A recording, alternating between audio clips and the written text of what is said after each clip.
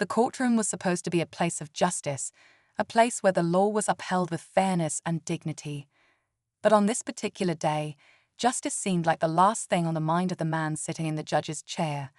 Judge Robert Carter was known for being tough, but behind that toughness was something much darker, an arrogance that made him believe he was untouchable. And today, that arrogance was about to be put to the test.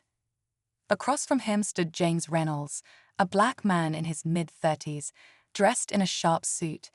James wasn't a defendant, nor was he someone begging for leniency. He was simply there for a minor legal proceeding, one that should have been handled with professionalism and respect.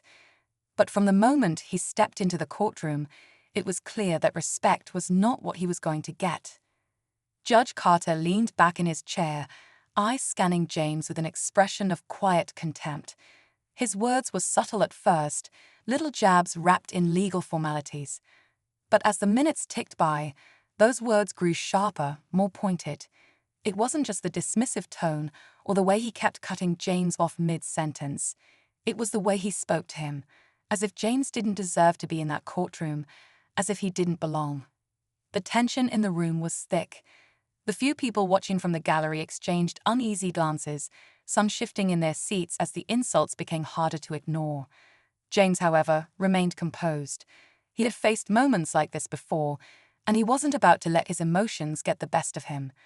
But what the judge didn't know, what no one in that room knew, was that James wasn't just another citizen walking into court that day. He had come with a purpose. And then, just when it seemed like Judge Carter was done with his string of condescending remarks, something happened that no one could have predicted. James reached into his pocket and pulled out something that made the entire courtroom go silent. The judge's face changed in an instant. His smug expression faded, replaced by something else entirely, fear. Because in the next 10 minutes, everything was about to change. The man Judge Carter had spent the last several minutes belittling was about to take control of the very courtroom he ruled over. And by the time it was all over, it wouldn't be James standing in front of the judge, but the judge standing in front of James, in handcuffs. What happened next? Stay tuned, because this is one story you won't believe. Judge Carter's hands tightened around the gavel, his knuckles going white as he stared at the small ID card James had just placed on the table. The room, once filled with the judge's arrogant voice, was now so silent you could hear the faint ticking of the courtroom clock. His eyes darted back to James, who remained calm, steady, and completely in control of the moment. The judge's lips parted, but no words came out. He swallowed hard, his throat suddenly dry. He had been so certain of his authority, so sure that the man standing before him was beneath him. But now that certainty was crumbling. The confidence in his voice, the smug way he had spoken just minutes earlier, it was all gone. James gave the judge a slow, measured look before finally speaking. "Judge Carter, do you know who I am?" His voice was smooth, controlled, yet carried a weight that made the entire room feel smaller. The judge didn't answer right away. His mind was racing, trying to process what was happening. He glanced down at the ID again, reading the words he never expected to see. The title printed in bold letters sent a wave of cold panic through him. James Reynolds wasn't just any man standing in his courtroom. He was an undercover investigator with the Department of Justice. Judge Carter's arrogance had blinded him to the reality of who he had been insulting. He had assumed James was just another person he could dismiss, another case he could push aside with no consequences. But now the power dynamic had shifted, and it was happening right in front of everyone. James let the silence stretch a little longer, giving the judge a moment to fully grasp what was unfolding. Then, in a voice that left no room for argument, he continued, "You're under investigation, Judge Carter, and based on what I've seen today, it's clear that the reports about you weren't exaggerating." Murmurs rippled through the gallery. Some people leaned forward in their seats, unable to hide their shock. A few exchanged knowing glances, as if they had long suspected that the judge wasn't as honorable as he pretended to be. But no one had expected things to unravel this fast, right here, in the middle of a court session. The judge finally found his voice, but it was weaker now. This is ridiculous, he stammered. I don't know what you think you're doing, but you have no authority here. James tilted his head slightly, as if considering the statement. Then he reached into his jacket pocket once more and pulled out a second item. This time, it wasn't just an ID. It was a signed warrant. Judge Carter's breath hitched. His eyes darted toward the door, as if considering whether he could make a quick escape. But it was too late. The walls were closing in, and he knew it. James stepped forward, his voice calm but firm. Actually, Judge, I do. And just like that, the courtroom wasn't his anymore. The weight of James's words hung in the air, pressing down on Judge Carter like a storm he never saw coming. His usual confidence, the kind that made him feel untouchable in this very room, was now nowhere to be found. His eyes flickered between James and the warrant, his mind scrambling for a way out, but there was none. The murmurs in the courtroom grew louder. People who had once sat quietly, too intimidated by the judge's authority, now whispered among themselves, their eyes locked on the scene unfolding before them. Some looked satisfied, as if this moment was long overdue. Others seemed in shock, unable to believe that a judge, someone who held the fate of so many in his hands, could be the one facing justice instead. From the prosecution's table, a young attorney named Lisa Carter, no relation to the judge, watched with a mixture of curiosity and unease. She had argued cases in front of Judge Carter before, had seen the way he treated certain people with cold indifference while showing favoritism to others. She had suspected things weren't right, but she had never imagined it would come to this. Now, watching the cracks form in the judge's once impenetrable armor, she realized just how deep those suspicions ran. James kept his expression steady, though inside, he knew this was only the beginning. The investigation into Judge Carter had been going on for months, and while the reports had painted a troubling picture, nothing was more damning than witnessing the judge's behavior firsthand. The arrogance, the bias, the sheer disregard for the people who stood before him, today had confirmed it all. The judge finally pushed himself back in his chair, straightening his robe as if that might somehow restore his authority. "This is absurd," he snapped, his voice cracking slightly. "You think you can just walk in here, disrupt my court, and make accusations?" He looked around, as if expecting someone to back him up. But no one spoke. The usual power he wielded over the room was gone. James didn't flinch. "I didn't come here to make accusations, Judge. I came here with evidence." He slid another document onto the bench, this one filled with records, transcripts, and complaints filed against the judge over the years. Most had been buried, dismissed without further investigation, but not anymore. Lisa leaned forward slightly, trying to read the pages from where she sat. The names on the complaints weren't unfamiliar to her. She had seen some of those cases before, people who had been treated unfairly, rulings that had seemed questionable, but she had never been able to prove it, until now. Judge Carter's jaw clenched. He could feel the walls closing in, but his pride wouldn't let him accept it. "I'll have you removed from this courtroom," he barked, reaching for his gavel. But before he could slam it down, the doors behind him opened, and when he turned to see who had walked in, his face went pale. Because the last people he wanted to see had just arrived. The heavy courtroom doors swung open with a slow creak, drawing every eye toward the entrance. The sound of polished shoes against the tile floor echoed in the silence as two men in dark suits stepped inside, their expressions unreadable. Behind them, two uniformed officers followed, their presence making it clear. This wasn't just another courtroom disruption. This was something much bigger. Judge Carter's fingers tensed around the gavel. He recognized these men instantly. Federal agents, and from the way they carried themselves, this wasn't a courtesy visit. His throat went dry as one of them, a tall man with sharp features and a cold gaze, locked eyes with him. "Judge Robert Carter," the agent's voice was firm, leaving no room for argument. "We need to have a word with you." A ripple of shock moved through the courtroom. Some people gasped, others exchanged looks, and Lisa Carter leaned back in her chair, her pulse quickening. She had expected this moment to come, but not this fast, not this publicly. She turned her gaze to James, who remained composed, his hands clasped in front of him. He had planned this down to the second. Judge Carter was led through the courtroom doors, the weight of justice finally pressing down on him. The murmurs grew louder, a mixture of shock, relief, and even a few whispers of satisfaction. Lissa watched from the prosecution's table, still processing everything. She had spent years watching Judge Carter's rulings, suspecting the corruption but never having the proof. Now, she was seeing what justice truly looked like. Madeline closed the folder she had placed on the bench earlier, her expression unreadable. She had spent her career fighting cases like this, but even she knew that today was just a small victory in a much larger battle. "Be careful, James," she said under her breath as she turned to leave. James took one last look at the senator before walking toward the exit himself. He knew the road ahead wouldn't be easy. There would be pushback. There would be threats. People in power never fell without a fight. But today, the first piece of the puzzle had been taken down. And that was enough, for now. Outside the courthouse, the air felt different.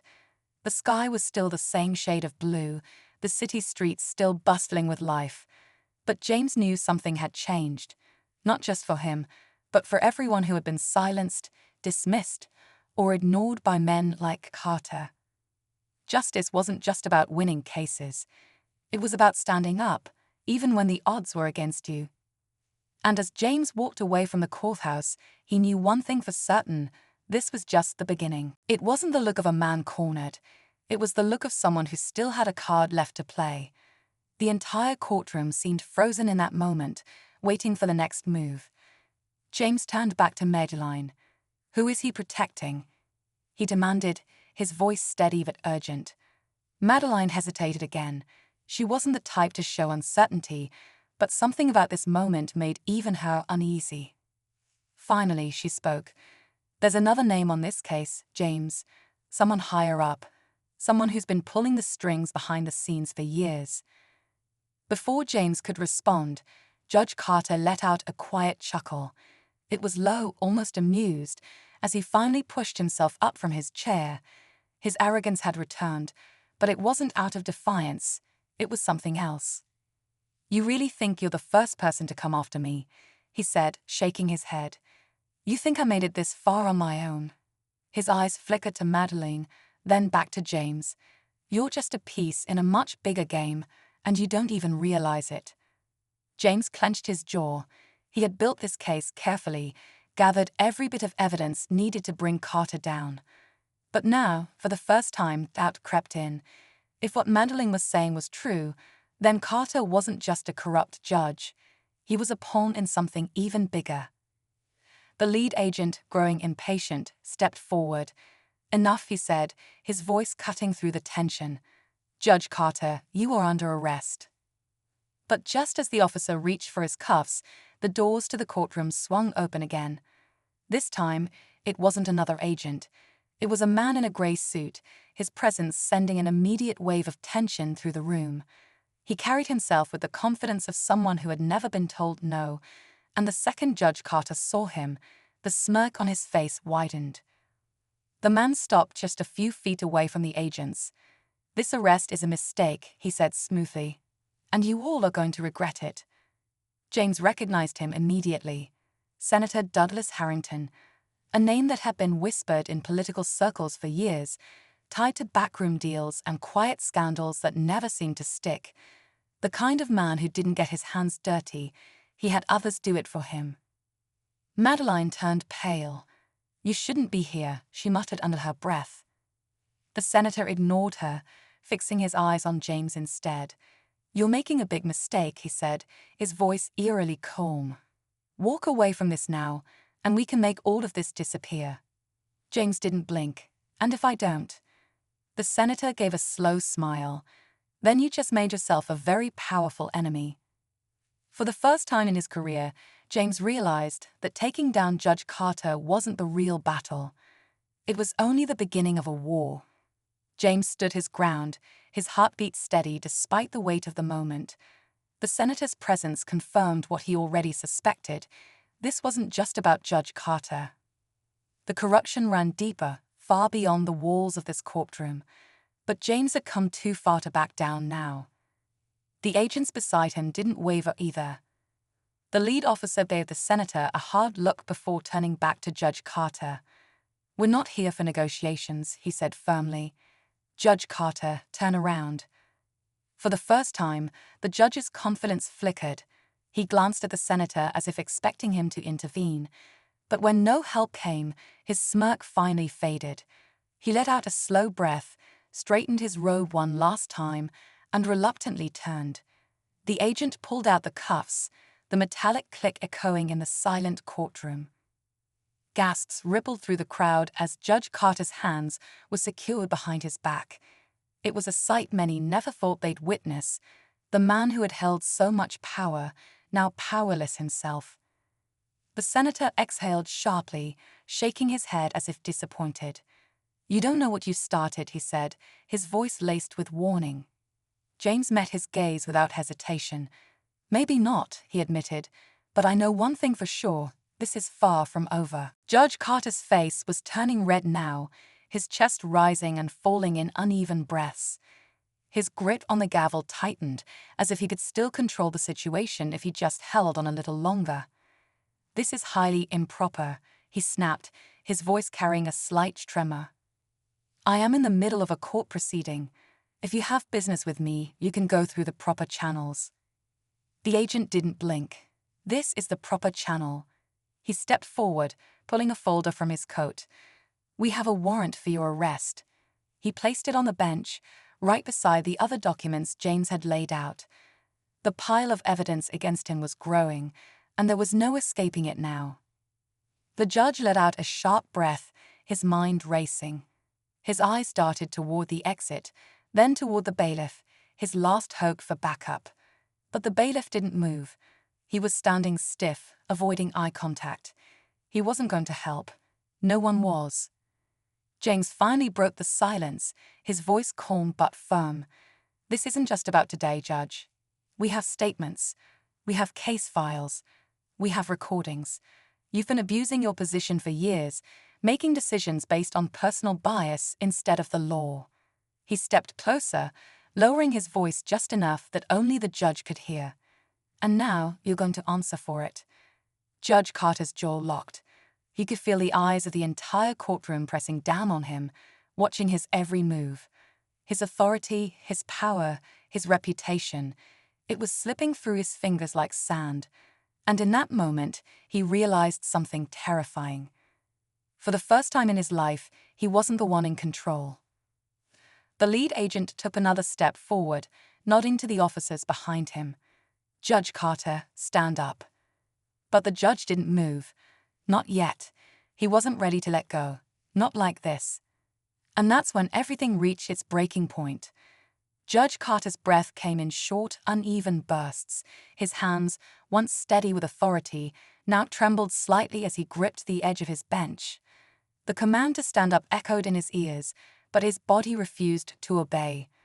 His mind was too busy scrambling for an escape, for some loophole, some last shred of power he could hold onto.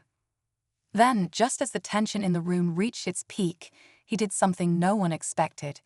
He leaned forward, narrowed his eyes at James, and in a voice just above a whisper, he said, "You have no idea what you've just done."